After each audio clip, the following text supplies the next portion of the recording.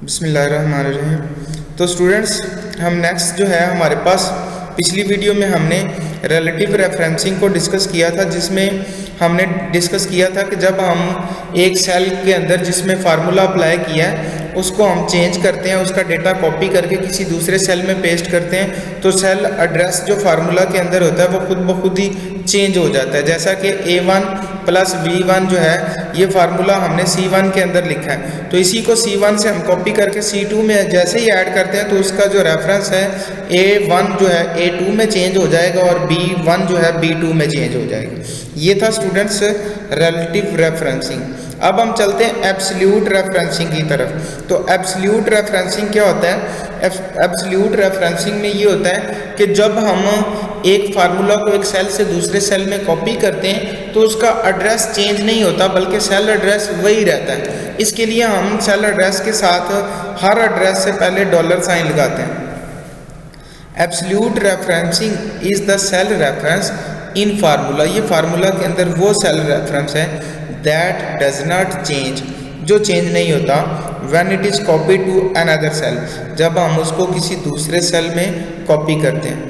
इन दी worksheet के अंदर an absolute referencing is specified in the formula by using dollar sign.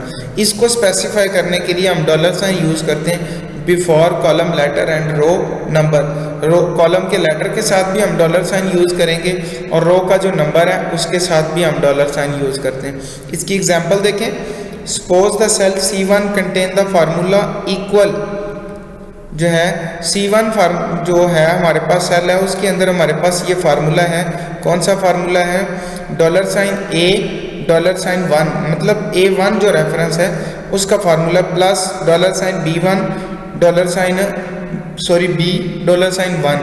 तो ये A1 और B1 जो है ये एब्सोल्यूट रेफरेंसिंग है हमारे पास A1 और B1 के डेटे को ऐड करने की, to add the values in A1 and B1। If it is copy to C2, अगर हम इसको C2 के अंदर कॉपी करेंगे the formula remains the same, तो वो फार्मूला सेम रहेगा, उसका सेल एड्रेस चेंज नहीं होगा। Equal dollar sign A dollar sign 1, मतलब A1 का जो डेटा है एज इट इज़ यहाँ पर भी A1 था, यहाँ पर भी A1 है, plus dollar sign B dollar sign 2, तो ये B2 है इन C2 के अंदर चला जाएगा। The cell C2 will added the same values in the A1 and B1, कि उसके अंदर सेम वैल्यूज हैं हमारे पास जो A1 के अंदर है और B1 के अंदर।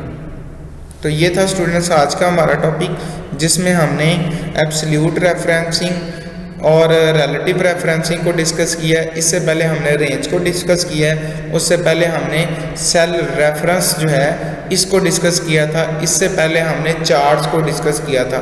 तो स्टूडेंट्स आज हमने आज के लेक्चर में 5 टॉपिक्स जो हैं इसको डिस्कस किया है। अब ये चैप्टर नंबर 9 हमारा कंप्लीट हो चुका है। अब हम अगले लेक्चर में इंशाल्लाह चैप्टर नंबर जो 10 है उसको स्टार्ट करेंगे। तब तक के लिए अपना ख्याल रखिएगा।